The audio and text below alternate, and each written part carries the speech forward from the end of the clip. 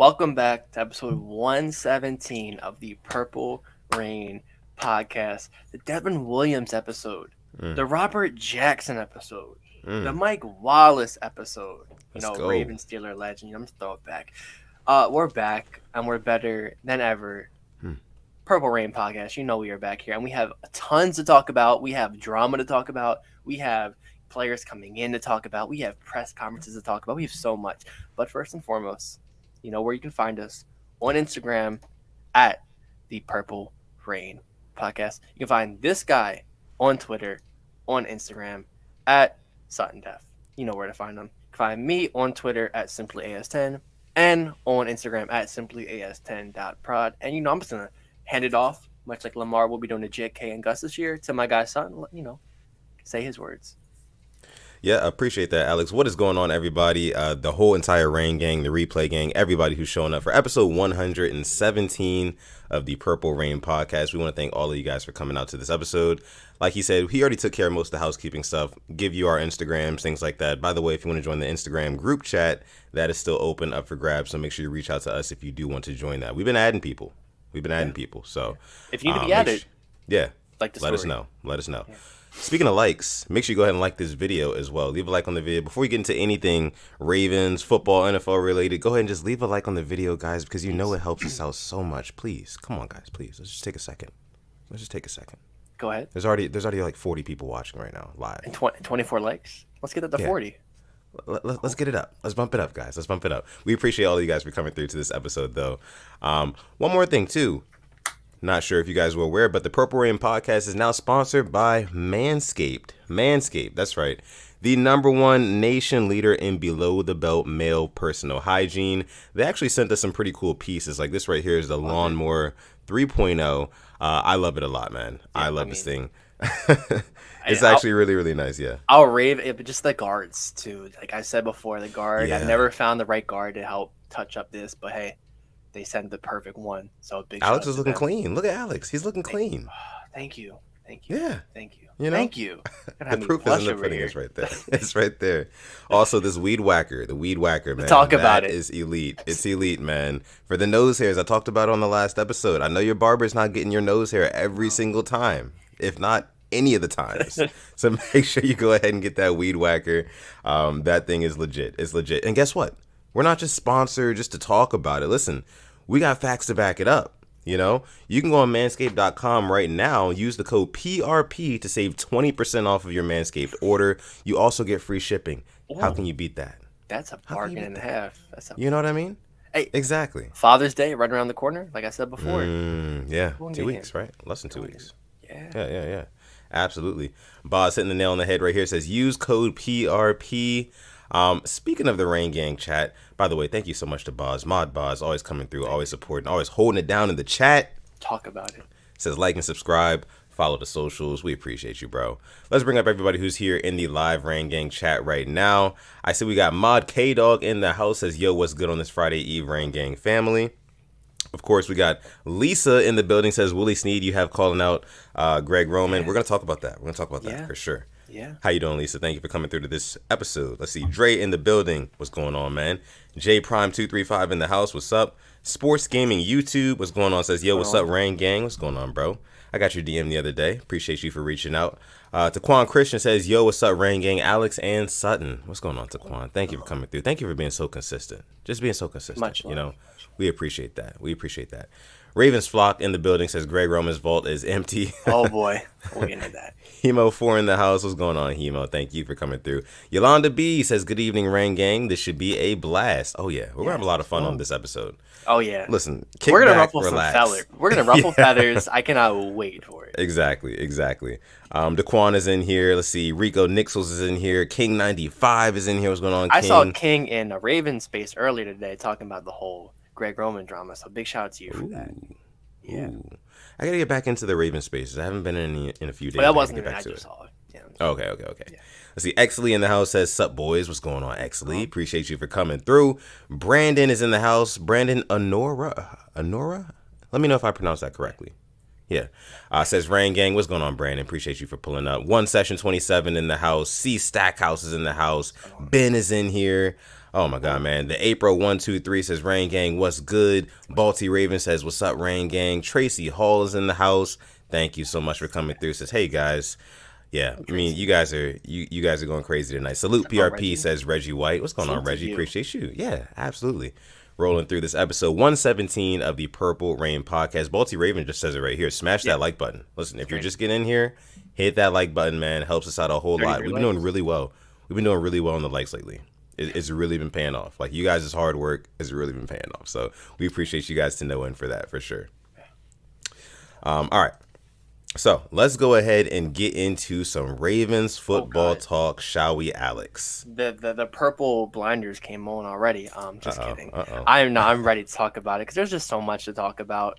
I've actually been looking forward to this ever since this screenshot came out, honestly, because we were texting about it. Definitely feel pretty strongly about this. So I'm just gonna get right into it. Sure. All right, let's do it. So I'm pretty sure you know most certain guy named Gregory Roman. I'm pretty sure. For sure. Calls the Ravens plays. It's probably the reason why I get migraines, get headaches. He's been called out by a couple of players before, and we'll just add another one to the list. Good old number 83, Willie Snead, came out today. Yeah, was on, I believe, a podcast or an interview, just kind of talking about what he's been up to. And they asked about his former team, and he gave a pretty damning quote about this offense, and kind of been backing up what a lot of the Rain Gang and me and you feel. Yeah. So when are you going to bring it up? Let's go ahead. Yeah. Let's go for it. So kind of just the first sentence, he said it's tough when we're comparing Greg Roman to a Sean Payton offense or Greg Roman to a John Gruden offense. It's like night and day. There's a lot more creativity in the passing game.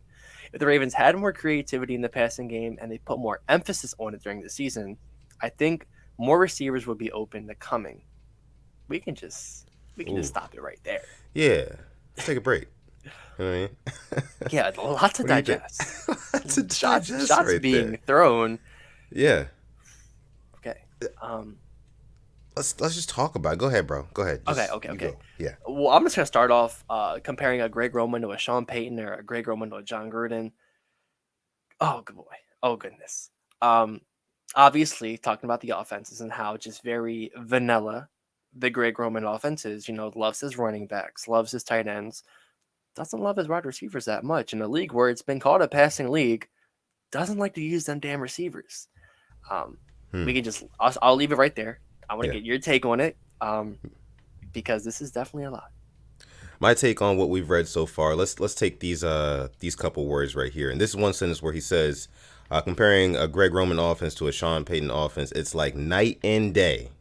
Let's just take those words right there. It's like night and day. Yep. And he's referring to the passing game and how complex it is and how the concepts are made to succeed. Like they're actually well thought out and things like that. They actually put time into that side of the offense. Vanilla. This is vanilla. This is a Willie Snead he was coached underneath Greg Roman for how many years? 19 and 20. Offensive coordinator, in 18 was tight ends coach, I believe. So 2 years as a coordinator. Right. And one of those years was the 2019 season where the Ravens absolutely just went off. They detonated on the entire league. Ran through teams. And he's still saying that, like, the passing concepts, things like that, the schemes aren't up to par. Ran into Miles Boykin.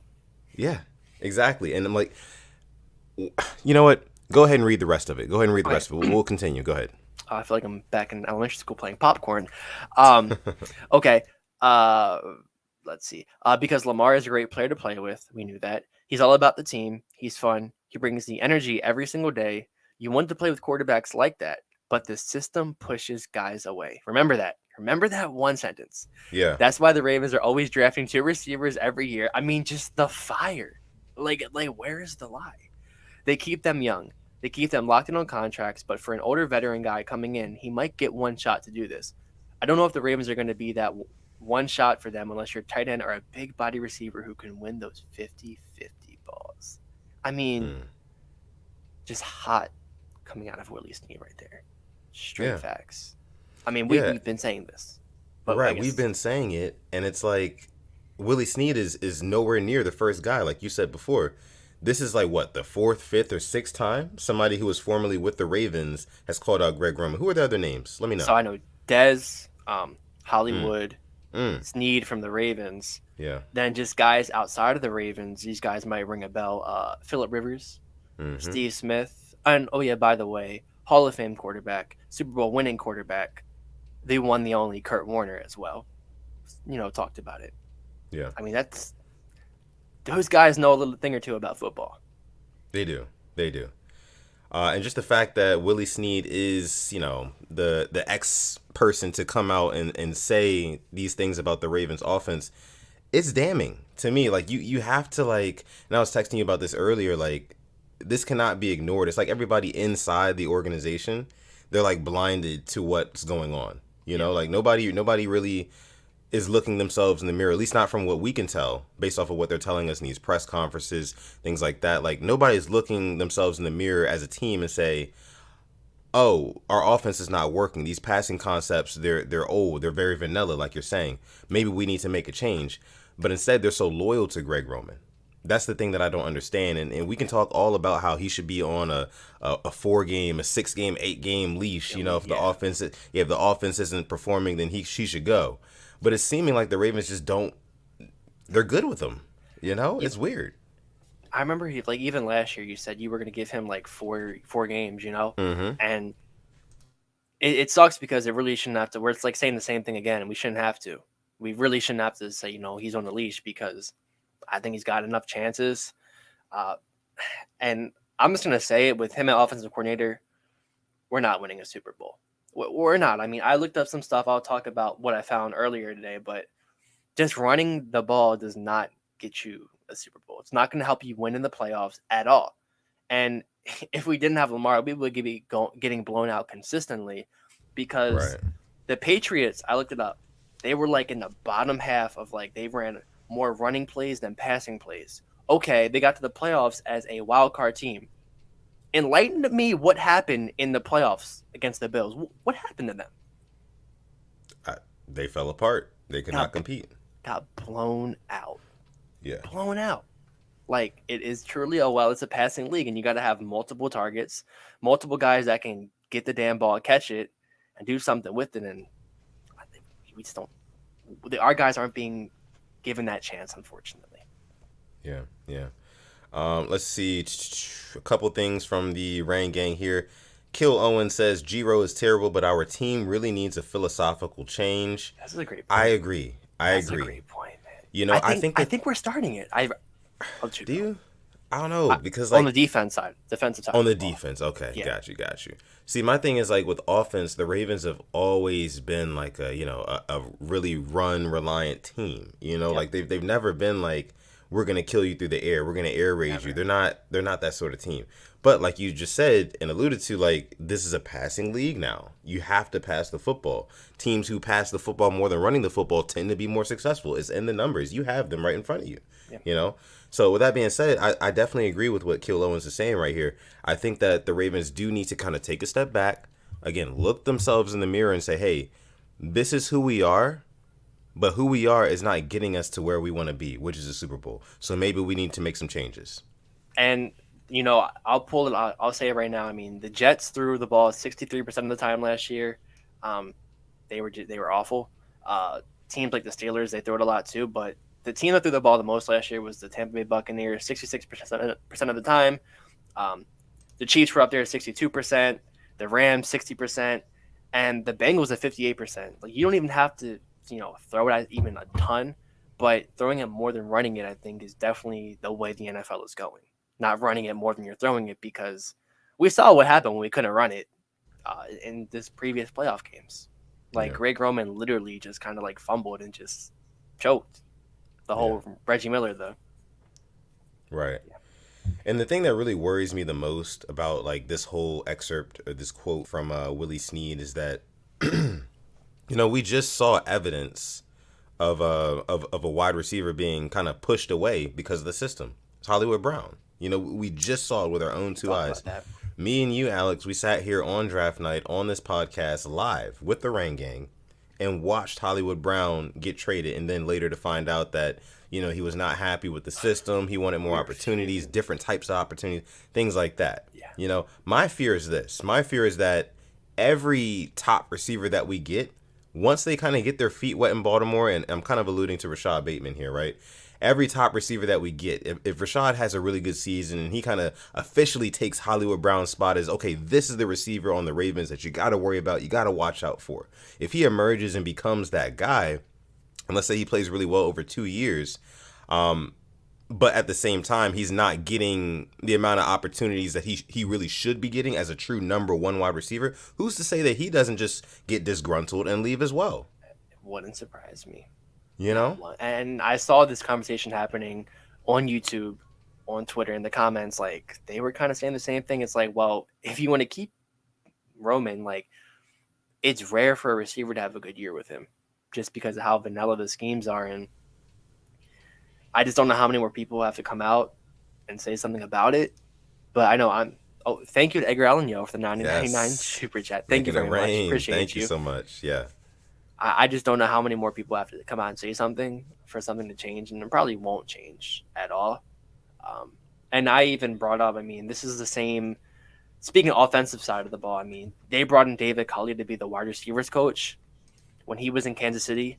That was the only time in NFL history, I believe, that a wide receiver group, not one of them had a touchdown. Or in 2001, he told Steve Smith Sr. that he just wasn't a receiver. He was a return specialist. Yeah. Like, I definitely don't have a lot of faith on the offensive side of the ball with some of the decisions they make. Definitely say that. Defensively, I think we get it right most of the time.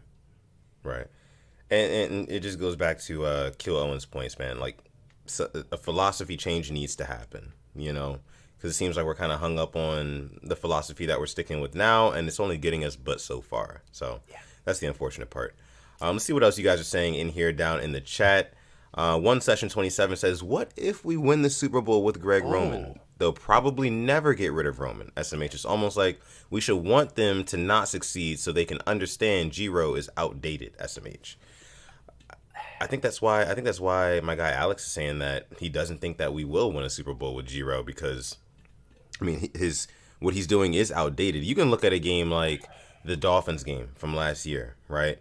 And you can just tell that like it was exposed. It was almost like a Madden game. It's like when the person you're playing against on defense, they find that one play that you just can't stop. You can't find your way around it. You can't bust it.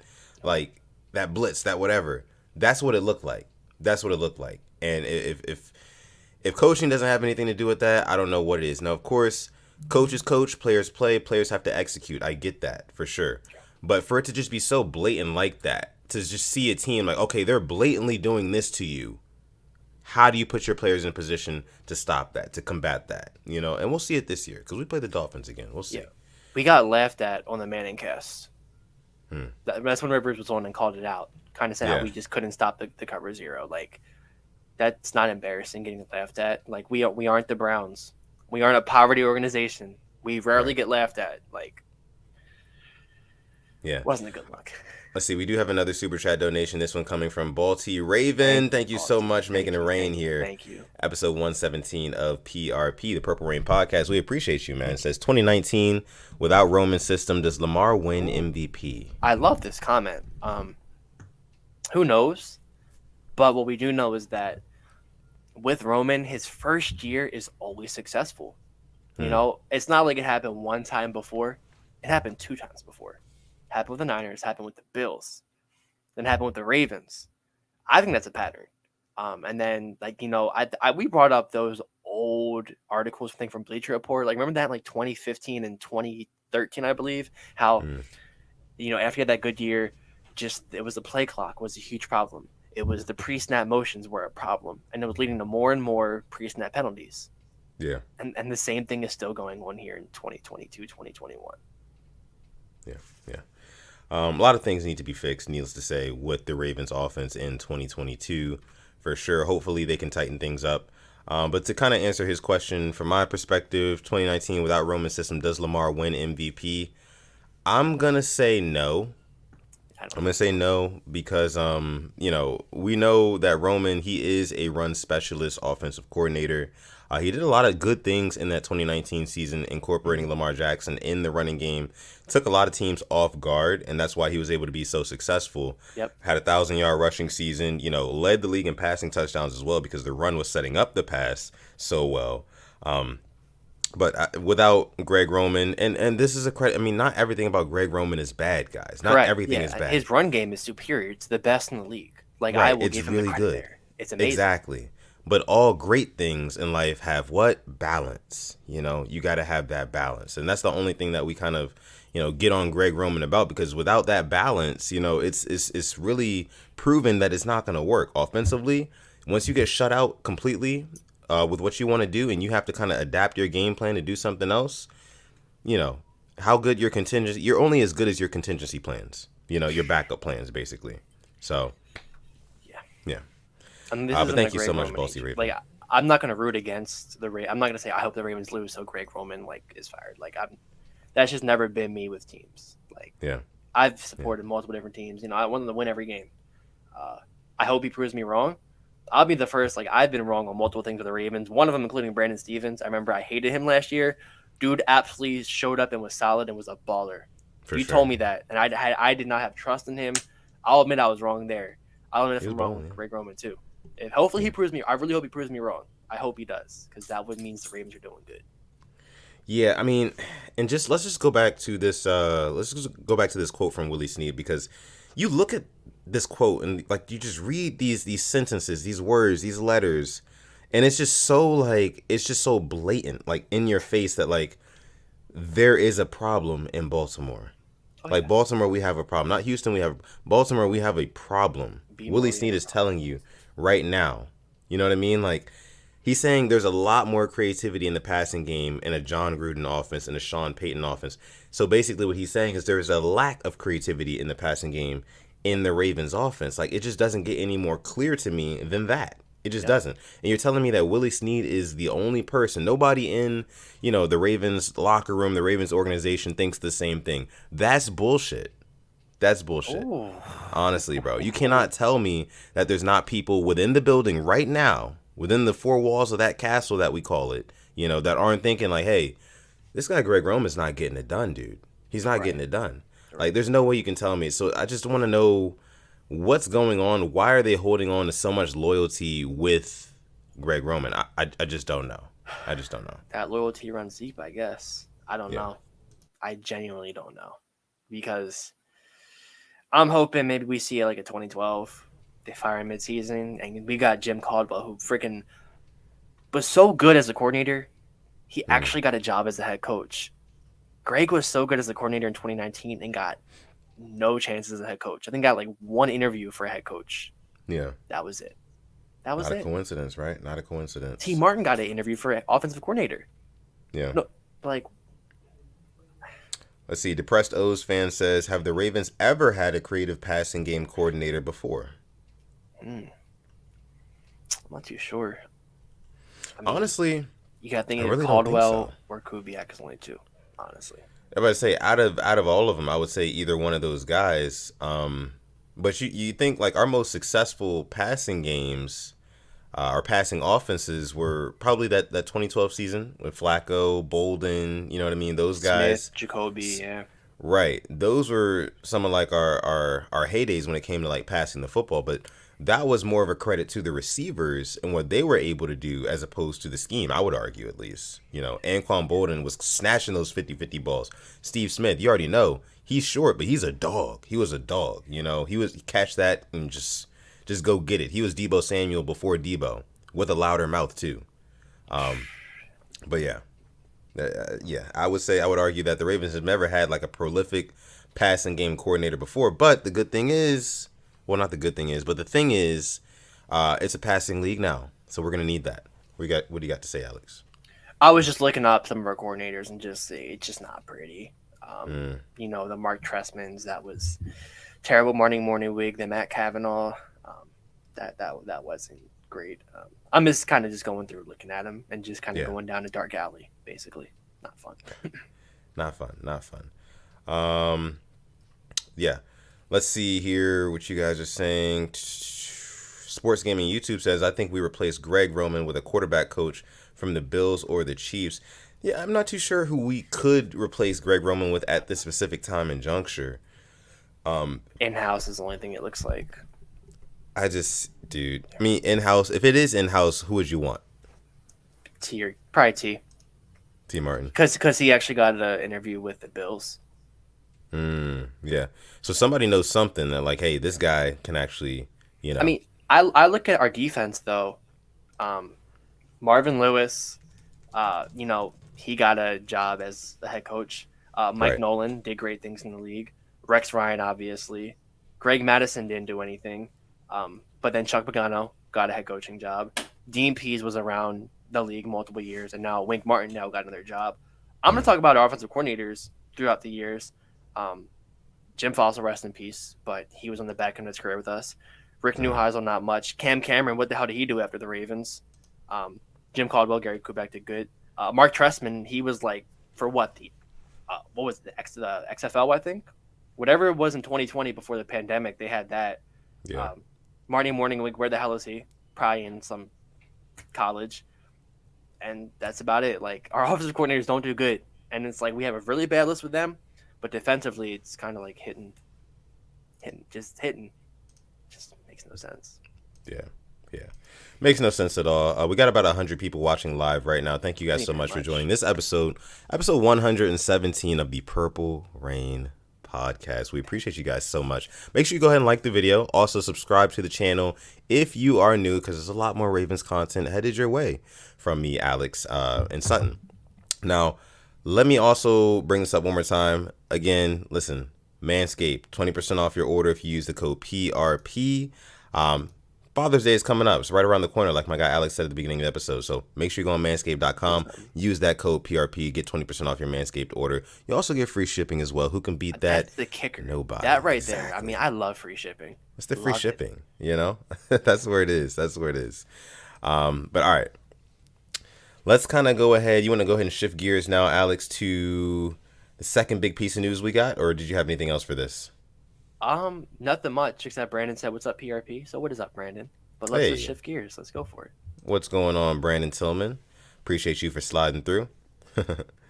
Daquan's making fun of me here. Says me, Alex, and Sutton. I meant to say Sutton and Alex, but you know, it's all three of us. Happens. I mean, it's his right. Too. You and your old Yeah. We're all a big family here. Shout out to Daquan for coming through. Dex says, "Smash that like button, family." Yes. Thank you, Dex. We appreciate you for sure. All right. Let's go ahead and shift gears here, Alex. Let's go ahead and see what the big news from today was. Kind of unexpected out of nowhere, right? So you guys can see here, tweet from Sarah Ellison says, pass rusher Jason Pierre-Paul visited the Ravens today. Only got 2.5 sacks last year, but he was playing through a nagging shoulder injury most of the year, and he missed 5 games. The 3 years prior to that, he had 9.5 sacks, 8.5 sacks, and 12.5 sacks. So, I mean, this is like he's played 11 seasons in the league. He's still producing at this point in his career. Didn't have as much production last year, but he could be a viable option at pass rusher. How do you feel about this, Alex? I mean, 2 Super Bowl rings, lost a finger on the way, but yeah, what a Ravens signing this would be. Like, what a Baltimore Ravens. Like, this is the definition of a Ravens signing. A guy past their prime but can still produce. Yeah. Getting him for cheap because, he was injured last year. I think we talked about it before we went live. There must be something going on with Justin Houston. Because I thought we've talked about how, he played well with us last year. Right. But, he's going to be a Raven if nobody else signs him before a certain date. Does that mean he doesn't want to come back and play? Is that why we're looking at Jason Pierre-Paul? I'm not too sure. But I do like how we have a backup plan in place. I like that a lot. Yeah. Definitely like that. It makes me wonder, and we were talking about this before we went live, how much is Justin Houston demanding to come back this season? Yeah. Because that's got to be the only reason why the Ravens are even looking into getting a Jason Pierre-Paul, another veteran, to kind of man that pass rushing spot, because we've got a lot of young guys there. I understand that.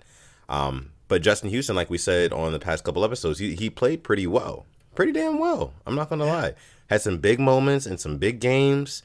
And we appreciate him for that. So it would have been nice to see him back in the fold this season. Now, Jason Pierre-Paul, him coming in, it's kind of like a if we lose Justin Houston and Jason Pierre-Paul ends up being our next pass rusher, I feel like it's a lateral movement. Not much changes. No. I feel like we can get some similar production out of Jason Pierre-Paul that we were getting out of Justin Houston. That's just me, though. Yeah. I mean, the only difference is that he's won a couple of rings, I guess. But, I mean, that never hurts to have a little bit of experience. But definitely makes this edge room a little crowded, talking about that. Because, you have Odafe Owe. You have Jalen Ferguson. All right. You have Dalen Hayes. You have some guys that are coming back from the injury. Tyus Bowser. And then a David Ojabo. There was talks about, Malik Harrison was lining up on the outside a little bit. Don't know how he would be involved. Then you had a guy like Jason Pierre-Paul. I mean, definitely get a little crowded. But, what is it? Just the competition, hopefully, can help them out. But I think it's not boding too well, I think, for Jalen Ferguson at all if we were to sign Jason Pierre-Paul. Yeah. I mean, I kind of like the fact that the Ravens are kind of doing their due diligence about this position, like trying to address it, make sure that it's shored up, because like I always say on the show, I mean, football is a hit and not get hit league when it comes to your quarterbacks. You want your quarterback to be able to not get hit while he's standing there in the pocket, and then you want your defense to be able to hit the other team's quarterback. That's how you're ultimately going to get the most success, more sacks, turnovers, things like that, loss of downs, things like that, So getting a Jason Pierre-Paul in, that would be, I think, beneficial for us. But again, I think it's a lateral movement, like Balti Raven says here. I think I would rather have Houston. I think I would rather have Houston. Yeah, for sure. The familiarity really, it is nice to have. Be a smooth transition. But we'll see. And then, actually, you bring up the video of Dalen Hayes, because this popped up on my feed earlier today, and like, I know you've bought stock in the Dalen Hayes hype. I know I have, but this just this move. This was last year, but the dip was it was chef's kiss. I mean, I cannot wait to see what he can do with us. That was nice. Especially, in this division, got to get to the quarterback quick. I love that. Woo! Yeah, that was real nimble move by him. That was nice. I'll tell you one thing, Alex. I think that this year's pass rush it'll be the best it's been in years. I'll say that. The pass rush this year will be the best it's been in years. And I'll go ahead and say this too. I think that for the first time in years, the Ravens will be top 15 in sacks. So the top half of the league, as opposed to the bottom half of the league, like we have been the past few years. I hope so too. But I think it can happen. I really do think it can happen. You got Odafe Owe, who, I mean, even the NFL recognizes that this guy's a young stud. You saw that too, right? I saw the tweet. Everybody knows that this guy's a young stud. We've got him. Of course, we've got Ojabo, who, was coached by our defensive coordinator at Michigan. I think that's a recipe for success. Tyus Bowser is super underrated, probably one of the most underrated Ravens on the team. You know what I mean? Led the team in sacks. Can literally do it all. He can pass rush. He can stop the run. He can drop back into coverage. That's a conversation for another day, I guess. But he's so underrated. It is, but I mean, I got a lot of freaking faith in this pass rush, dude. I really do. Dude, do you guys think? I want to know what you guys think. The Rain Gang, if you're part of the #replay gang, thank you guys so much for coming through. Thank you for joining the show. Leave your comments down below, your questions, all that good stuff. But where do you guys think this pass rush will fall by the end of this season? Do you think that they'll be in the top half of sacks, or do you think that they'll be in the bottom half like we have been in the past 5 years? And I want you guys to be honest right now. Straight up. I'm thinking we're gonna be in the top half because we got a nice little change of scenery on defense, dude. Mike McDonald, I'm really excited to see what he has to bring. I think 10 through 14 is realistic. If I'm being completely realistic, probably 10 through 14 in sacks. That's top half. I would like that.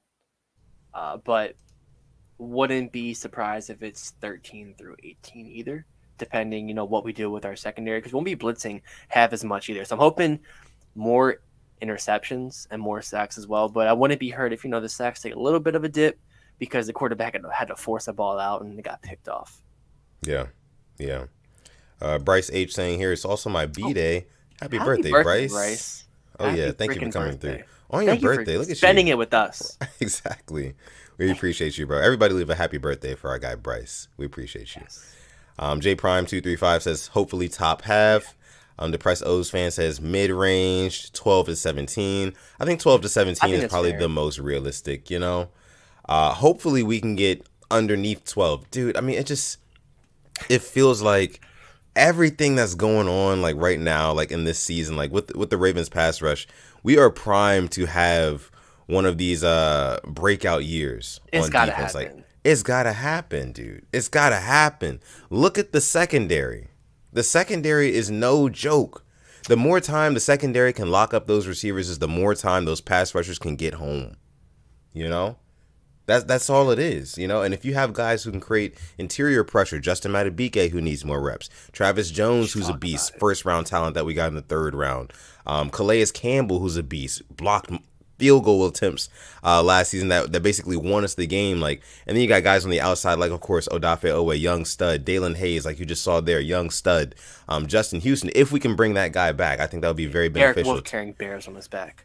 Oh, Wolf, right? You know what I mean? Whoops. If he's healthy, if he's not throwing these animals on his back.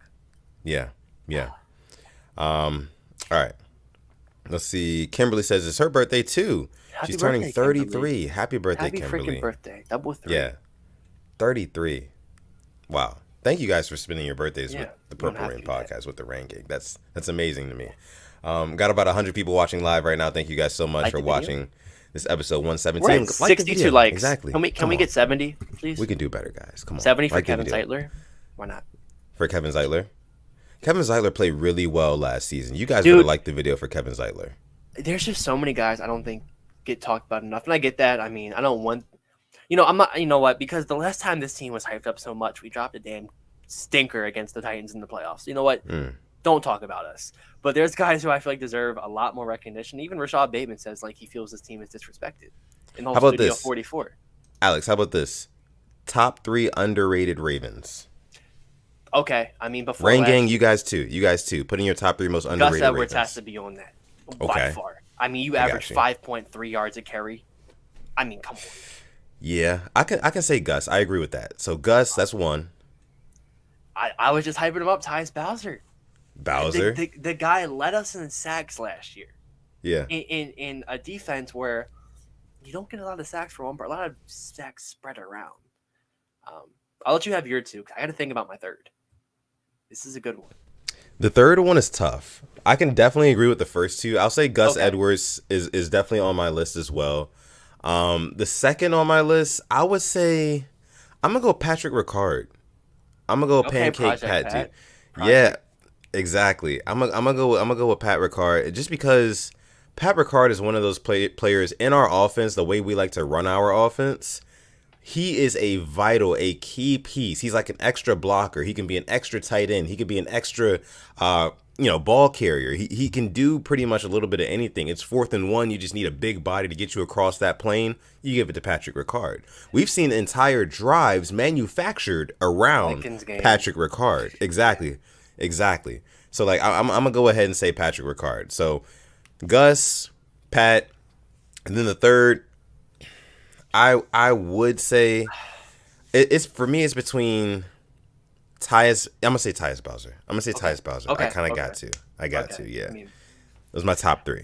I'm seeing Zeitler. I think forgotten about Ronnie Stanley. When Ronnie Stanley is healthy, he definitely gets his love. I feel like he's been forgotten about. And we saw Trent Williams last year going in motion, just kind of the whole super gremlin thing, getting that love, but. He's not my number 3 Stanley, but I think just he's been forgotten about a lot. Like people forgot how good this guy was, pre-injury. Yeah, there's a reason why he got paid the big bucks. Yeah. And I was watching. I'm gonna throw Stevens in there as well, Brandon. But I think I'm gonna go with Kevin Zeitler. Honorable mention, definitely Brandon Stevens.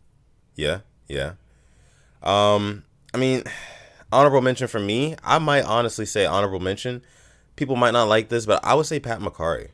Honestly, just because of the fact that he can plug and play pretty much anywhere, wherever you need him, it's just you call him up, he can do it, and he's serviceable at pretty much every position that you put him at.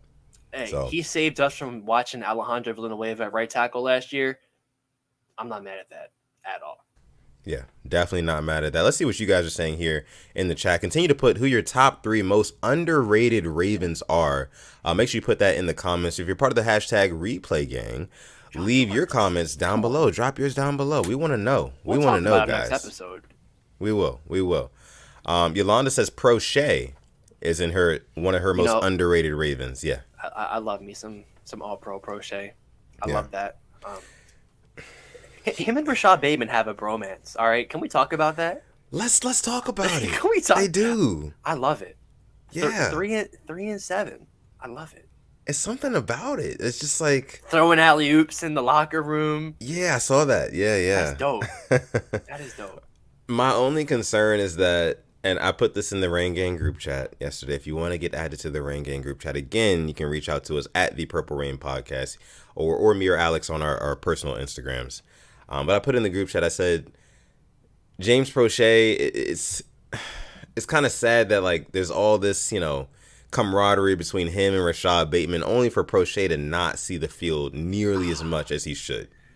To have more tackles than targets again, because they primarily use him as a gunner in special teams, like on punt, returns, things like that. Which would be sad. But the bromance between those two is really nice. And I think that we got some insight on that when, Marlon Humphrey had Rashad Bateman on the Studio 44 episode. Yeah. Rashad Bateman was saying like, hey, look, I know that I'm the guy now. Like, I'm supposed to step up and be the number 1 wide receiver. I've been looking for help on how to lead this locker room. And he said one of the people he reached out to was James Prochet. A veteran that was drafted in 2020. Like, right. But we don't have a veteran. It's definitely weird to think about. Like, the guys on the receiving corps that have been here the longest were drafted in 2020. Their first games, there was no fans in the stands. Just, it really puts into perspective. But, I mean, both of them have that nice little aesthetic. They both like taking the pictures. I think they have the best Instagram feeds on the team as well. I love that. Definitely I would say so. Yeah, the real nice pictures, the real crisp editing. I definitely love that. But yeah, that bromance is pretty cool. Hopefully it translates on the field. That's the main thing. We can hope it translates on the field. If at this point, if we don't see Prochet getting any type of like opportunities, this season, then we got a problem. We have a problem. We got a problem for sure. Let's see what else you guys are saying here. Your top 3 most underrated Ravens. I love this topic, man. I do. Yeah. Let's see. Baltimore Ravens wasn't even planned at all. It wasn't. This was just off the cuff. Says Prochet, Gus, and Chuck Clark. I see a couple of you guys saying Chuck Clark. I can get down with Chuck Clark. I can get down with that. I don't know if I can. I don't think I can. I don't think he makes enough plays consistently enough, like, to warrant him being underrated, Like, maybe the green dot.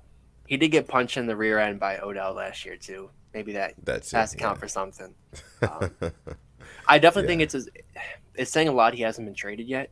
I do think as the days go on, the way Harbaugh was talking about him, I wouldn't be surprised if he stays on the team. Because I feel like it's kind of going towards that way. They have been talking like they expect him fully to be on board next season with the team. So that's interesting. That is interesting. Let's see. T Shizzle says, Matta BK, Prochet, and Ricard, hashtag replay gang. Let's talk about Matta BK real quick. Sure. Because what he did in OTAs this past week shouldn't go unnoticed. Not at all. Definitely been learning from Calais Campbell. Had a couple of swats, I believe, in practice. I think that's what it was. Yep. Love that. Yeah. Dude, I mean, honestly, if Justin Madubuike can emerge and be that next, like, star interior D lineman for us, like, that is going to be huge. Absolutely huge. Like, people, you cannot put a price tag on interior pass rush. It's such a rare skill, a rare quality in an interior defensive lineman, to just be able to consistently, physically impose yourself on an offensive line throughout a football game and just kind of get to the quarterback, bother the quarterback, knock them off their spot, get sacks, knock the ball out of their hands. It's crazy. Aaron Donald, like you said, just got paid the big bucks. We're going to talk about that too. We're going to talk about the Rams. Don't the Rams? You guys are playing Madden right now. We're gonna talk about you guys in a second for sure. But yeah, man. I mean, that interior pressure. If you can create that like a Madden BK, I know he can. I know he's capable of. Yeah. Just needs more reps. That's amazing. That's amazing. Let's see a couple more here. Avase says Prochet Clark and Tyus Bowser. I like that. I like that. Let me see. I saw an interesting one in here as well. Okay. April123 says Nick Boyle when he's healthy. Yeah, he's up there. One of the best blocking tight ends, probably him and Kittle. 1,000,000%. I think I thought maybe Eric Tomlinson could do the job he could at blocking, but boy, was I wrong. Nick Boyle is just different when he's fully healthy. And you heard what Boyle was saying yesterday at the presser, right? Yeah. I mean, this dude was training with James Harrison. The same James Harrison who would ruin just some of our offensive game plans when we would play the Steelers. Shred them apart. Shred them. Yeah. Shout out to Jonathan Washington Jr. says, "What's up, Rain Gang? What's going on, Jonathan? Appreciate you for coming through. 107 people watching live right now. Thank you guys so much for pulling up to this episode 117 of the Purple Rain Podcast. Make sure you guys go ahead and like that video. Subscribe to the channel if you are new. We would greatly appreciate it. A lot more Ravens content coming your way. Balti Raven doubling down here. It says, smash that like button. Absolutely. Yeah. John Wallet here says, he thinks that we're going to finish in the top half of the league when it comes to sacks because there's going to be a lot of coverage sacks. I like that. Coverage sacks are good. I can definitely see that happening. Like I was talking about, I wouldn't mind maybe a coverage pressure that leads to interception. The quarterback has to get the ball out. Got our ball hawks back there. Get a pick. I'm really interested to see like how Mike McDonald is going to mix giving disguising the secondary and mixing that with a pass rush or a blitz attack. You know what I mean? Yeah. Like if you can a lot. Yeah, if you can confuse a quarterback like pre-snap, because pre-snap is everything in football, especially for a quarterback. There's a lot of things that you have to digest, kind of take into account before play starts, right? Yeah. So as a defensive coordinator, if you can confuse a quarterback and make it so the secondary he's looking at doesn't give him the confidence to know exactly where he's going with the football, that plays into your hands, because if you do that, you disguise the coverages in the secondary, but then you also have guys blitzing. You have guys rushing off the edge, flying off the edge, like a Odafe Owe, like a Tyus Bowser, like any Ojabo when he's back. That's going to bode well for us. It's going to bode very, very well for us, especially for these teams that want to get down the field. The Bills, the Chiefs, the Chargers. Oh, the best teams? Yeah, the best teams. That's what they want to do. They throw the football. So we got to do this. Wait, hold on. The best teams throw the football. Yeah, I said it. I would have never thought that. Who would have thunk it? Who would have thunk it? What's on it? But speaking about the pre-snap, I think of Patrick Queen's lone sack last year was against the Raiders week 1, and the fake he did. He's coming like he's about to come and blitz, drops back, then hits the hole because the lineman thought that Queen was playing coverage. Yeah, that right there was. I think I like defense more than offense. I play defense when I would play football.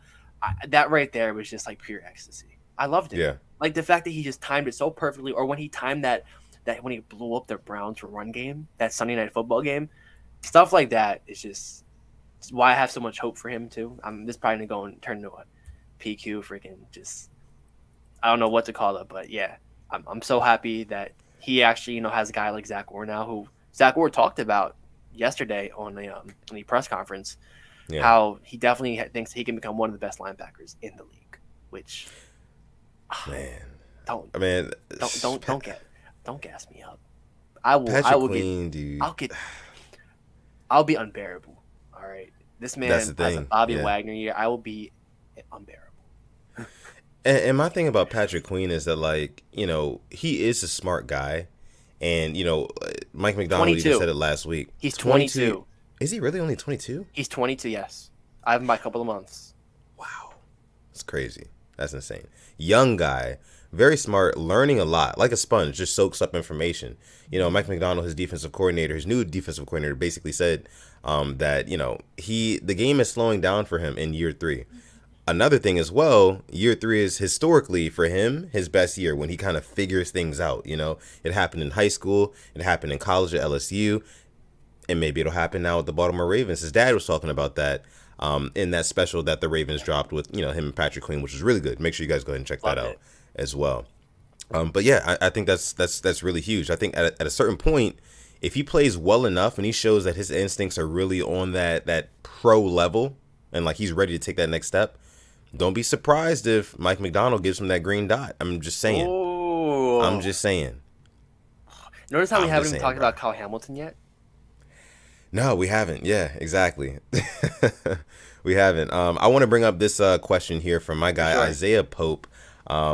Big Washington fan. Big shout out to Isaiah. Appreciate you for coming through. Says, make or break year for any specific players on the Ravens. I'm not gonna say I'm not gonna go, just balls to the wall here. But I think Patrick Queen, definitely want to see growth in him. I'm probably one of his biggest fan, but I can be not his biggest critic, but one of his critics. He even said it before. There's things that he wants to improve on, and I'll be honest, that 5th-year option is going to be coming up, and I don't want him to become a Devin Bush, who was a first-round pick, and he didn't get his picked up at all, so he's a free agent after this year. I don't want that to happen to him. So I think it's a big year for him. Man. Yeah. Real quick, speaking of Devin Bush, I don't know if you guys saw, I don't know if you know what I'm talking about, Alex, but like last year when Devin Bush was like on Twitter, when he said what he said about like, content creators, stuff like that, what did he say? He was like, if you have like underneath like 400 subscribers or like 1,000 subscribers or something like that, like you're not like a podcaster, you're just a bored MFer, like go get a life, whatever, that sort of thing. Yeah. And now for him to not be doing so hot, it's kind of like karma. I don't know. It's just, I don't know. Let people follow their dreams, chase their dreams. I mean, like, what is if somebody's makes a YouTube channel, doesn't is that hurting you? Right. It's not at all. It's like just let them have their if they're doing what they want to do, let them have their fun as long as it's respectful and not disturbing. I'm all for it. I'm all for it. Right. Right. Yeah, that is funny about the whole Devin Bush thing. But I think one more player for like a make or break year. Sure. Yeah. This is a hard one. I'm trying to think on the line right now because like the offensive line, maybe like a Ben Powers. Wouldn't be surprised. Maybe like a Ben Powers. Yeah. Definitely, he can take the left guard position, but we'll have to see. That's a good one. Because left guard is still up in the air. Ben Powers is there, but we all we want Ben Cleveland to take the reins there. You know what I mean? Like, we drafted him for a reason last year. He's a mountain of a man, Big country. Big country, one of those type of guys, corn-fed. If he can get things together and get more consistent and really get the game underneath his feet, then I think he should be the guy. Yeah. But that's, for me, Alex, that's not my player who isn't a make-or-break year. Let me hear it. For me, it's Lamar Jackson. It's none other than Lamar Jackson. RTV says I didn't want to say it. I gotta say it, bro. Like it's just like Lamar Jackson. He's going into, what is it? This is his 5th year, right? 4th year starting in 5th year, yes. Yeah. So he's going into his 5th year now. Contract year. He's not coming to the table to talk about a deal. He's betting on himself, and whenever you bet on yourself, you're basically writing a check that you got to cash for yourself, So I feel like that's why there is a certain amount of or degree of pressure on Lamar Jackson right now, and that's why it's a make or break year, because how he performs this year is going to determine what type of contract he gets, Yeah. The market was reset multiple times this offseason. Aaron Rodgers got his money. Deshaun Watson, got a deal, that sort of thing. Exactly. We know. That's a whole nother situation, but Lamar sitting back, he's got his feet kicked up. Derek Carr got his money. Yeah, Derek Carr got money. Got a shiny new receiver. Lamar's chilling. He's like, you know what? No, you see all these other guys getting paid right now. I know I'm better than these guys. I'm going to go out there this season and I'm going to perform, and you guys are going to have to pay me. You guys are going to have to open up that checkbook really, really wide for whatever I want. Basically, give me a blank check. And what did we say on the last episode? Joe Flacco did the exact same thing. So we can't discredit him for it, but the pressure is there. Yeah. Because hypothetically speaking, real quick, if Lamar was to go out there and underperform this season, then contract talks would be slow. So, yeah. Also, we have 104 people watching and 88 likes. Yeah. Can we get, dare I say, 100 likes. That's all I'm asking for. I'm at 100. 12 more likes, and I'll be eternally grateful. Thank you for coming through as well. Yeah. Let's see. We do have another super chat donation. This one coming from Yolanda, making it rain. Yolanda. Thank you, Yolanda. We appreciate you making it rain here on episode 117 of the Purple Rain podcast.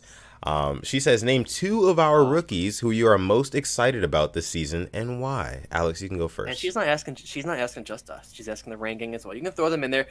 Yes. I think we can do the Ravens and kind of just any rookie in the league. Oh, goodness. For the Ravens, obviously Kyle Hamilton. I think I want to say so many people, but Kyle Hamilton, number one. Like, just the way he plays.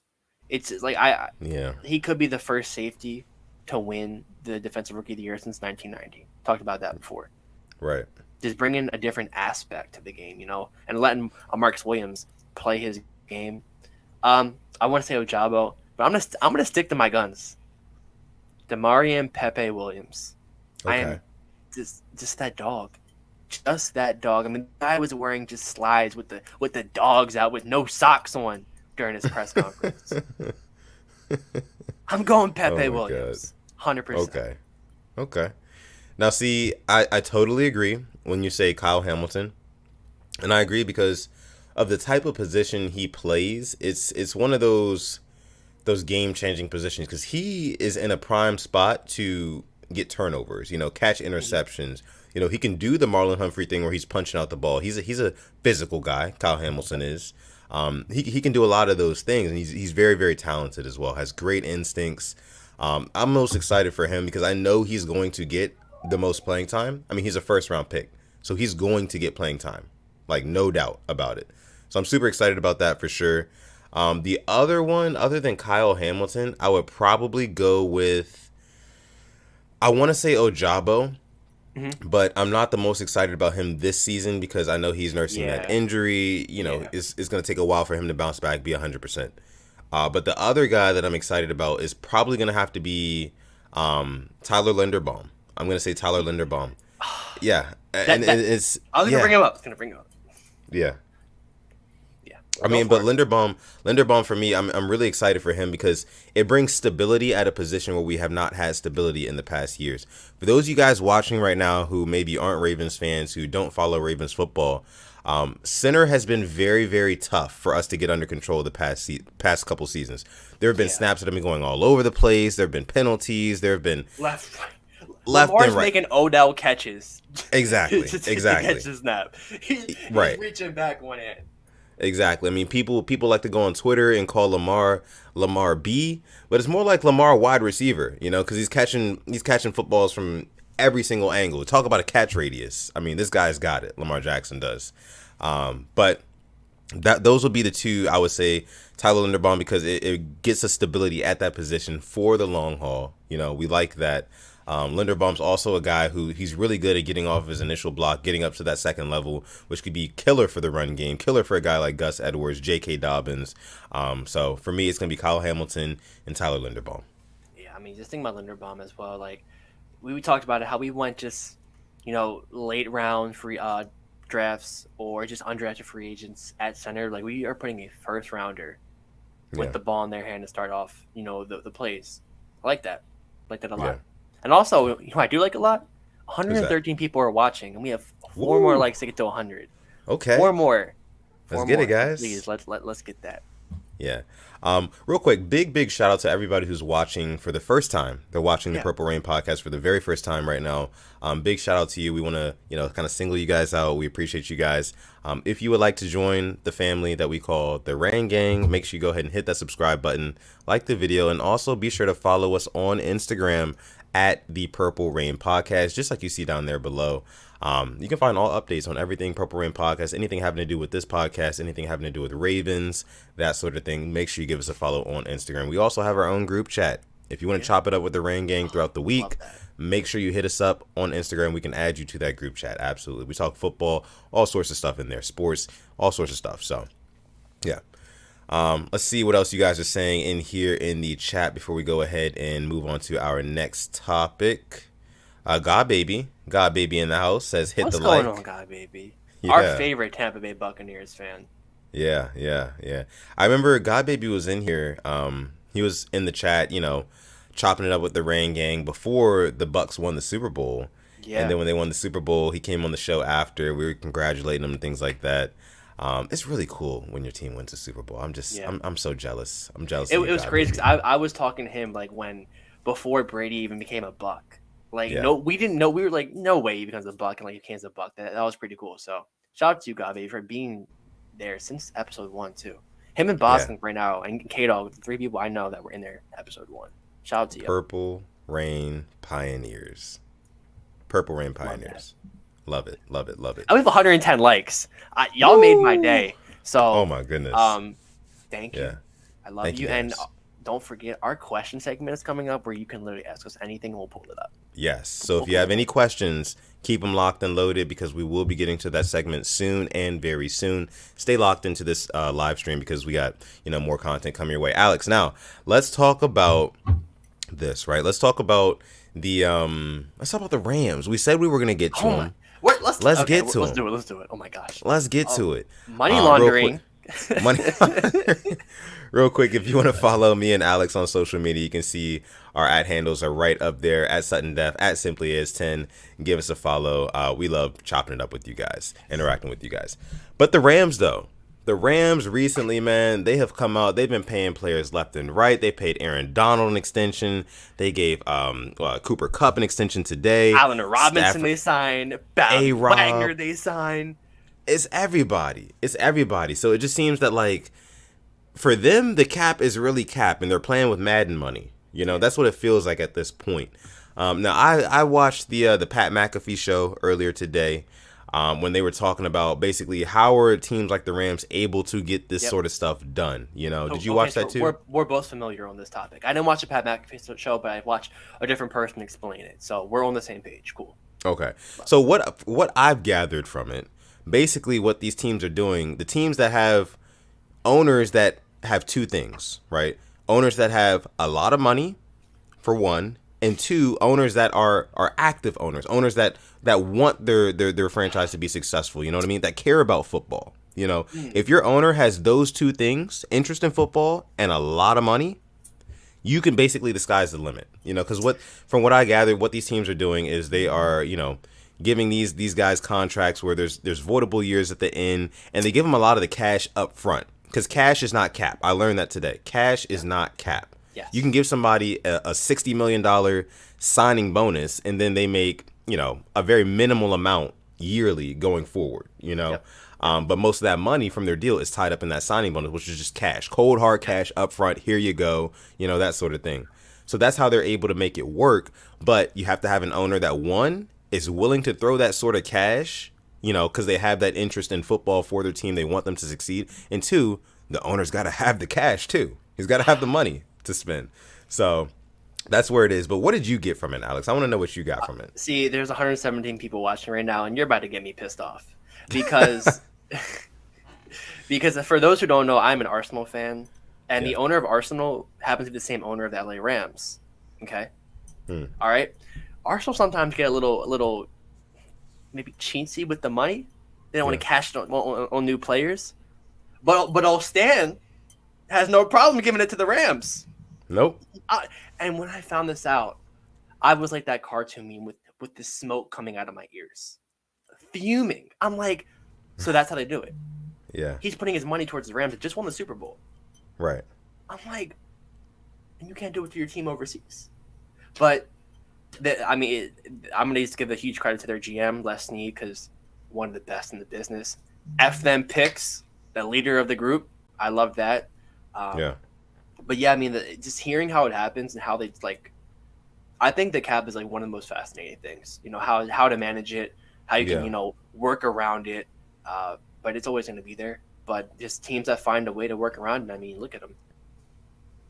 So. They're successful. And it goes back to what Kill Owens was saying earlier in this episode. Like, there's a philosophy. There's a specific philosophy in the NFL that has proven to work. If you have kind of like that F them picks, mindset, And then you also have an owner who, like I said, has the money to blow, and then also has the interest in football enough to kind of, throw his money to that guaranteed money. Like, 60 million guaranteed to Matthew Stafford. No problem. I'll open up the checkbook. I mean, 60 million, is that it? I mean, do you need more? Is that sort of thing. They have money to blow. The guys who have money to blow. And listen, all these owners are billionaires, but not all of them love football.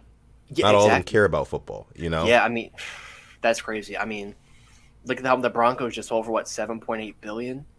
This is and the Rams owner, Stan Kroenke, literally helped fund SoFi Stadium, which pissed me off even more because, bro, why are you putting money towards the stadium when you got a whole team overseas that can bring in more revenue than the Rams? Probably said that really fast because I'm pissed off. But but I think this is definitely off topic as well. Alex last year and Alex this year would have never said that. I don't think Matt Stafford is being talked about enough. I don't. I think he's actually become underrated. I have not heard anybody talk about him in the offseason about – I mean, he's has a new weapon to play with in Allen Robinson. Cooper Kupp's coming back. A Sean McVay offense. That's just blasphemy to me how he's not being talked about. Yeah. But now back to the whole cap thing. I'm surprised Bisciotti hasn't dipped into his pocket check because he does love football. That's interesting. Yeah, I don't know if we'll ever see that, but fingers crossed, maybe we see that.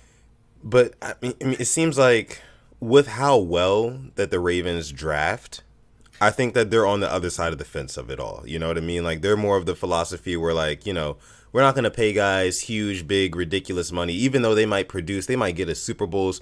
We're not going to pay guys huge, ridiculous amounts of money. We're going to draft guys, keep a steady flow of young guys coming in that we can kind of get on a locked-in contract, 3-4 year rookie contract deals for cheap. The Ravens way. Exactly. We do have another super chat donation. This one coming from Jabari Cruz Ellis, another one of the Purple Rain pioneers. He's always been coming through, man. We appreciate you, Jabari. Thank you, Jabari. I was about to send you the link to that video. Sutton says also, what's up, guys? What's up, man? Going on? Appreciate you. Yeah. Speaking of the Pat McAfee show, did you see the clip yesterday when the little kid called in? I did not see that one. I didn't see that one. You got to it had me crying, laughing. A little 8. That's how old he was. He said 8.5, and the guy's like, when you say you're half age, you're too young. Yeah. I'm not gonna spoil it, but it was absolutely hilarious what he said. Yeah, he was like "F you" to one of the guys, right? Yeah. To the Boston fan. Oh, man, that's funny, man. I mean, 8.5 years old. That kid. Because I saw the thumbnail. I came across the thumbnail of that video. I was like, I kind of already know what this video is gonna be about, so I didn't watch it at the time. Yeah, it's hilarious.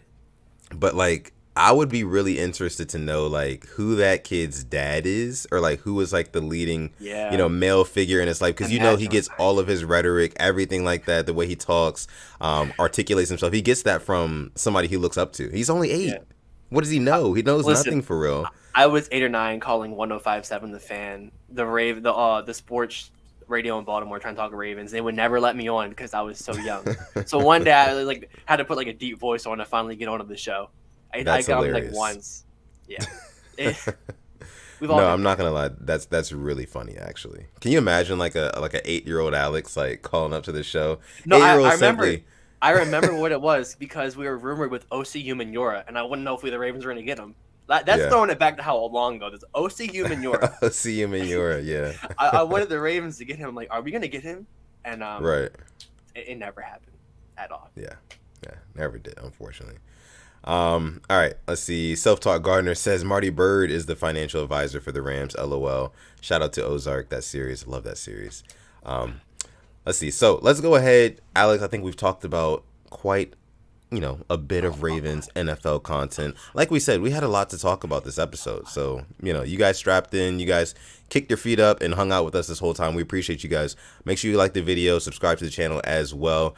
But we're not done yet. 113 likes. 113 likes. Around this room and do a front flip. Like the video if you want to see Alex do that. But listen, now is the time for our Rain Gang question segment, the Q&A, where you can ask us anything about anything. It does not have to be about Ravens football, even though it can, of course. It does not have to be about NFL football, even though it can, of course. It doesn't even have to be about sports in general, even though, of course, it can. It can be about anything. It can be about anything. What did you eat this morning? Who was your favorite soccer team when you were growing up? Who do you think's going to win the NBA Finals? Anything. I don't care. Favorite player, anything. Doesn't matter, guys. A funny So now childhood it's the story. time. I just gave my childhood story. That was hilarious. That was hilarious. Like the fact that you called into the Baltimore radio station trying to get on the air. I mean, that's how you know, man. Like Alex he's a dedicated guy. That's how you know he's been with this Ravens stuff for life. You know. It's both. I mean, we'll probably get gray hairs before everybody else for supporting this team.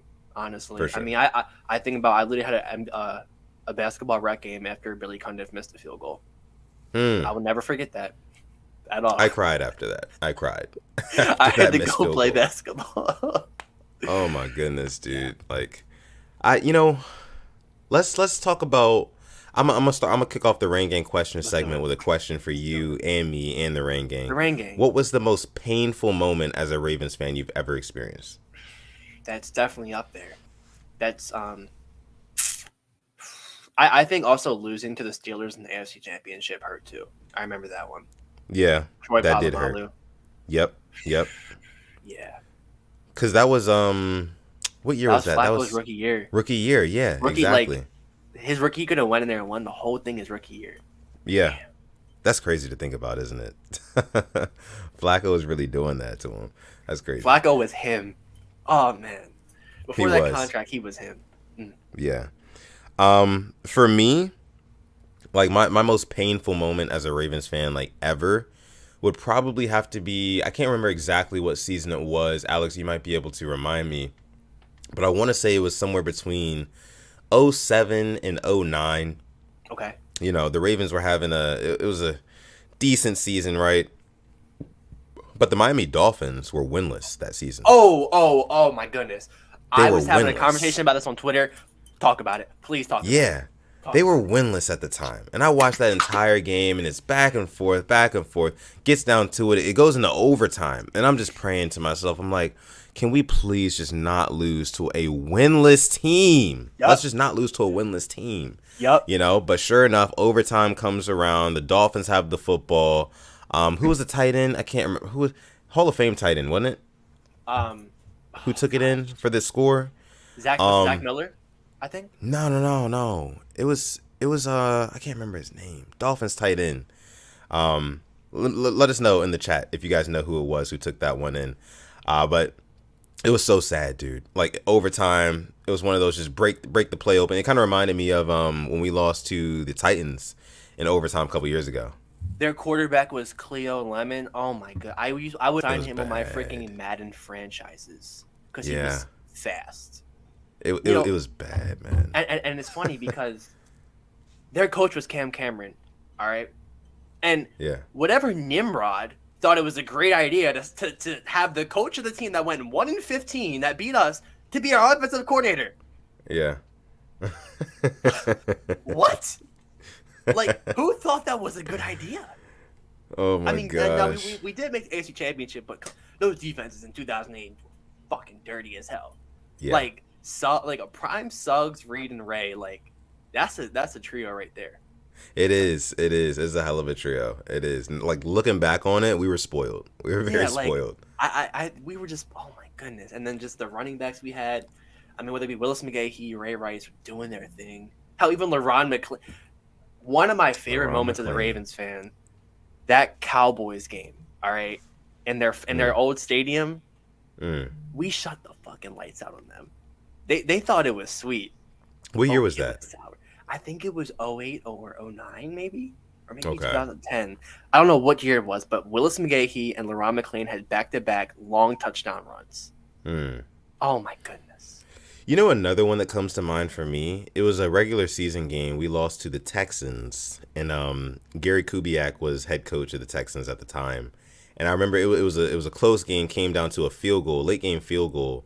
And this was one of the first time I saw this happen, but Gary Kubiak, he froze our kicker before he kicked, the field goal.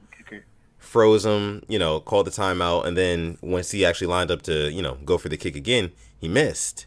And I just remember being so upset. I can't remember exactly how old I was, but I was probably maybe middle school, maybe early high school. I can't remember. But I was so upset that and I was mad at Gary Kubiak because he did that. So what I did was I went and I downloaded a picture of Gary Kubiak, set him as my screensaver on my laptop. You remember those like little like software that you could download where like it would let you like do stuff to your home screen, to your screensaver, like destroy it or whatever, and you could just like wipe it all out. I downloaded one of those programs and I like just like completely destroyed Gary Kubiak's face on my computer for like, you know, the next 2 days. Like I was just that mad. Sutton confirmed hates Gary Kubiak. Yeah, for sure. Oh my! And now, speaking of the Texans too, like I remember this vividly. There was one game. It was Monday Night Football against the Texans. They're wearing all red uniforms. We were wearing white and black. Went to overtime, and I remember because I had a bedtime in elementary school. I couldn't watch the primetime games. You know, shout out to my parents. But let me stay up until halftime. But then I had to go to sleep. You know, grades always matter for those who are still in school. Like they're the number one most important thing. So I watched the first half, and I'll never forget. I think I woke up, and I think I saw that we won it from a pick six from Josh Wilson from University of Maryland. Don't know if game I'm talking about. Just some of those old Ravens games were just freaking memorable. Yeah, absolutely memorable, man. You know, Alex, I got one more for you. We're going down a freaking road right now. We're going down memory lane. Like the video for the memory lane trip with the painful Ravens moment. Yeah. So I remember, I think it was the 2007 season. I remember this one because this was the season that the Patriots went on that crazy regular season run, you know, undefeated all the way up into the Super Bowl where they lost to the Giants, of course. But we played the Patriots during that regular season and basically took them down to the wire. Bowler versus Brady. You know what I mean? Like Ray Lewis was out there making plays. Almost made the last play. I think there was like a penalty or something like that like got it called back. But here's the thing: I didn't even watch that game. Like I was young, right? So like you said, grades matter.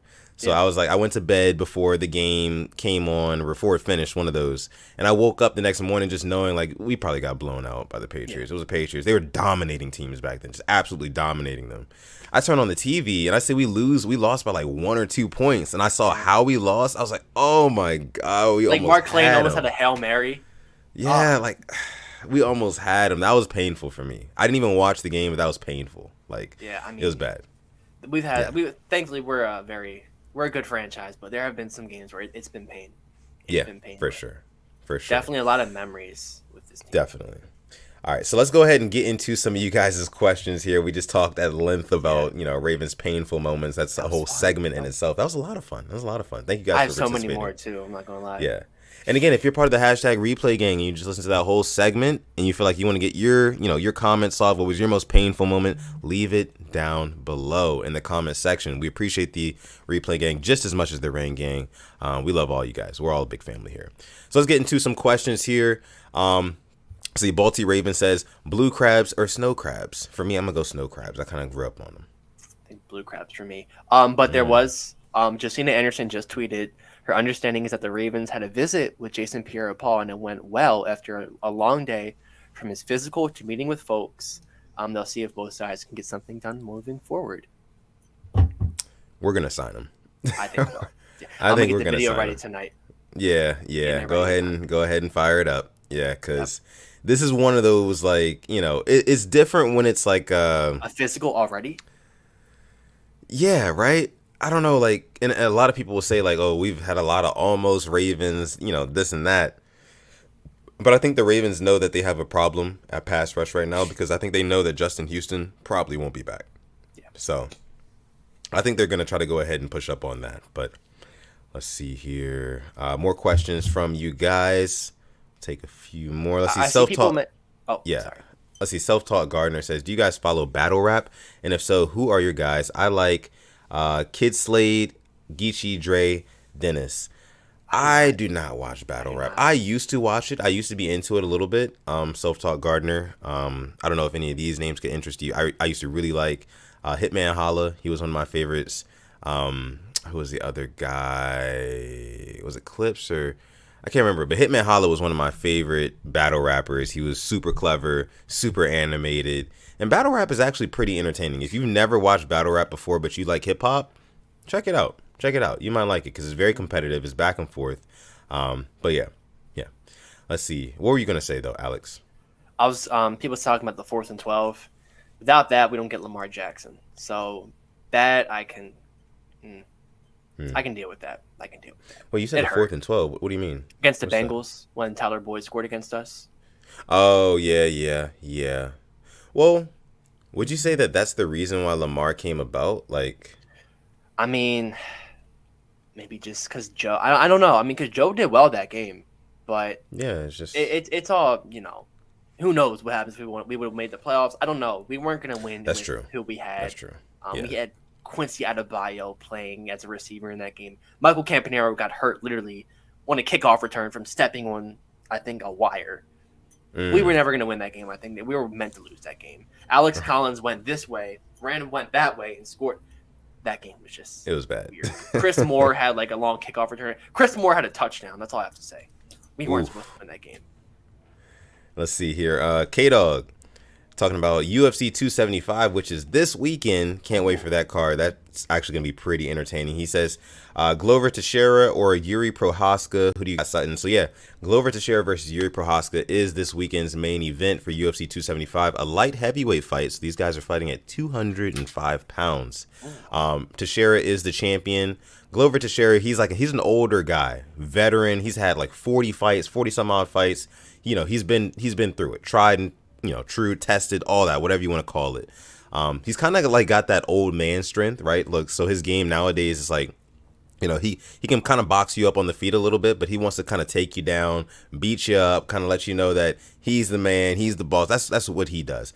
Yuri Prohaska is a much younger guy, fierce striker, very creative striker. He only has 2 fights in the UFC, and he's already fighting for a title. That should tell you how entertaining this guy is. I mean, I'm talking like spinning elbows to knock guys out, completely shut guys lights out. Yuri Prohaska is a beast for sure. So the question is, can Teixeira get him down to the ground, hold him there, tire him out, beat him up, drag him into deep waters? Or can Prohaska catch him early on, hurt him, and kind of get him out of there that way? Me personally, K-Dog, because K-Dog's always coming through with the UFC questions, and I love it. I absolutely love it. Avid UFC viewer. Avid. Yeah, I love it. I love that, because so am I, and he knows that. I'm going to go with Prohaska, though. I'm going to go with the young guy. I think that he can get it done probably in the first round. I feel like he's quicker. He's more creative. He's going to give Glover a lot to think about, a lot to handle. And I think he clips him late in the first round, puts him down, stops him, gets him out of there. Round 1 TKO. That's what I'm predicting, K-Dog. Prediction from Sutton himself. All right, let's see here. Make sure you watch that card too, Alex. It's going to be good. I want to talk about it, I think I'll be home in time for it, for sure. Cool. Bossy Raven says, great episode, guys. Thank you so much. We appreciate you. I see Avase has been asking this question many times. I think we got to bring it up. Asking about what undrafted free agent wide receiver we expect to make the team. I'll speak for Sutton. The guy on his board right there. Both of us agree. Yes. Right there. Makai Polk. We need him, man. I mean, if you don't know anything about Makai Polk right now, I'm going to say this again. This is the second episode in a row that I'm going to give Ivan Evans, Coach Evans, a shout out because he deserves it, right? Go on his YouTube channel and look at some of these guys that he's doing film studies for. Justin Madubuike was a recent one. He did one for Makai Polk. And after his Makai Polk video, I really started to like Makai Polk and, what he could potentially offer this offense. So, Avase, again, like Alex said, to answer your question, we're going with Makai Polk. Yeah, and then Sutton brought Makai Polk. And I looked at Makai Polk stuff. I'm like, oh, my God, I love this guy. Now I'm on the Makai Polk. It's great. It's contagious. It's contagious, So, let's see. And Bossy Raven saying here, doubling down, says Polk is a baller. He is. Don C, the Don is in the house. Don himself. Says, Alex and Sutton, I think this secondary is going to be historic. What do you think? I hope so. I mean, we got the guys. Got the safeties, both the corners, barring in that I word. If you know, you know. Right. I'm hoping because I mean that the longevity and just the games definitely break down that secondary, and we've seen in the past couple of years. Talking about your guy Devontae Harris playing defensive back against the Browns that Monday night game. We've been through the ringer, and I'm hoping that we don't go through that again at all. Yeah. And I think, honestly, Don, the only thing that we're missing for this defense as a whole to kind of like emerge and be like that dominant defense is turnovers. you know? And I think the secondary, the way that they've built the secondary this year, getting in a Marcus Williams, who's an opportunist when the ball gets in the air, see ball, get ball guy. Kyle Hamilton, young guy, has a lot of, great instincts, that sort of thing. He's also a see ball, get ball kind of guy. We're trying to capitalize on these turnovers. We're getting the Marcus Peters back, who was top 3 in interceptions since 2015. If we can get the turnovers along with keeping teams under, I'd say 22.5 points, which we did fairly well for most of last season, if we can put those two things together. Had some hiccups, but for the most part, we were keeping teams under 25 points. Not a lot of teams scored 30 on us, unless you were the Bengals, Yeah. But yeah. Let's see here. We'll take a few more questions, guys, before we get out of here. It's a very long episode. I hope you guys enjoy it. This is a long one, for sure. K-Dog says, also, do you think Valentina Shevchenko wins? Yes, I think Shevchenko gets the W. She's a beast. She is fighting this weekend on that UFC 275 card as well. Who is she fighting? I can't remember the name of the girl she's fighting right now for the life of me. But I think it'll be a great fight, and I've got Valentina Shevchenko winning that. Is it Joanna she's fighting? I can't remember. But yeah, Shevchenko, for sure. Let's see. Avase says, so with Kyle Fuller, that is, joining the team, does he continue to play outside and move Marlowe to the slot? I think they'll probably mess around with that a bit. But I know Marlon plays his best in the slot because he can get around and start to punch that ball out. Actually had a couple of interceptions I think had an interception in practice, which I love to hear. That's good to hear. If he can add that to his game, it just makes him even more complete. I hope so. Yeah. I mean, there's a lot of competition, I feel like, in that secondary room now. And knowing the kind of guy that Marlowe is, and this is the reason why I really love Studio 44, because we feel like we already know Marlon Humphrey because of how much he tweets, how much he comes forward, talks about things. He's very open. But on Studio 44, you do get to kind of see, like, who he is, Yeah. And you can tell he's one of those guys where, like, if he's the leader of a secondary room, which he kind of is, he is kind of like the guy there. He's not going to stand around and just let all these other guys get all the interceptions, the turnovers, and things like that. He's going to be going for him himself. It's on a top of the friendly fruit punches, it's a friendly competition. Exactly. Hit the nail on the head right there. I think that's what he wants. I mean, Balti Raven hits the nail on the head here. He says Marlon, he wants more interceptions this year. That's what he said. He said he's trying to set some records this year, So, hey, I like it. I love it. Thank you, K-Dog says Shevchenko is fighting Talia Santos. Yes, that's right. And then can you bring up King's comment for me real quick, asking about our, where will Marcus Williams and Kyle Hamilton rank as a duo at the end of the season? I'm gonna say it. You call him Mark Andrews. I'm gonna call it now. Top 2, not 2. Stamp it, book it. Look, fax you heard it it here first. I don't know what else to do with it. Say that right now. Yeah, I mean, you heard it here first, man. Simply as 10 thinks that Kyle Hamilton and Marcus Williams will be the number 1 safety duo in the league by the end of the season, which I love that take. Safeties. I mean, I love that take. We had 2 guys last year. They're Deshaun's in Detroit. Chuck Clark, I don't know what his position is with the team. They have 2 new guys, a true roaming free safety, and a guy who can do it all. I love it. Yeah, I mean, safeties, they make their money off of turnovers. No, so if they can get turnovers, then they're going to be up there in terms of the high-ranking safety duos. But yeah, so we definitely agree there. But I think we're going to go ahead and leave it there. Go ahead and see what the Don says here. It says hit that like button. Go ahead, hit that like button before you get out of here. I'm just going to appreciate you guys. To everybody coming through because this was a great episode. I mean, come on, we hit 119 likes. Yeah. But I asked for 70. Y'all said F him. F them likes. This went to 119. We're just going to go crazy. Yeah, we love it. We love it. We appreciate you guys so much. Just one more for Brandon. I see he's been putting this in here. Did y'all watch the Haney versus Kambosos undisputed fight? I did not catch that fight. I did not, unfortunately. Sorry, Brandon. But yeah, appreciate you. Dre says fire episode as usual. Thank you so much, man. We appreciate you.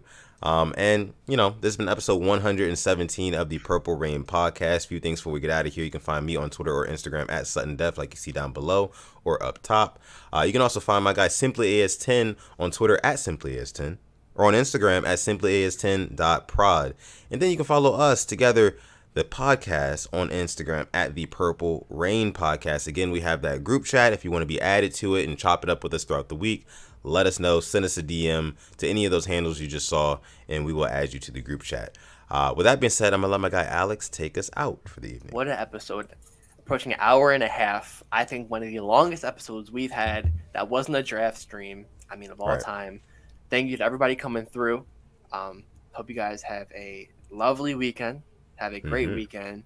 Yes. And if you're not doing anything, UFC 275 is on Saturday. Saturday night. But until then, stay positive. Yes. Test negative. And never, ever, ever forget to call God. This has been episode 1.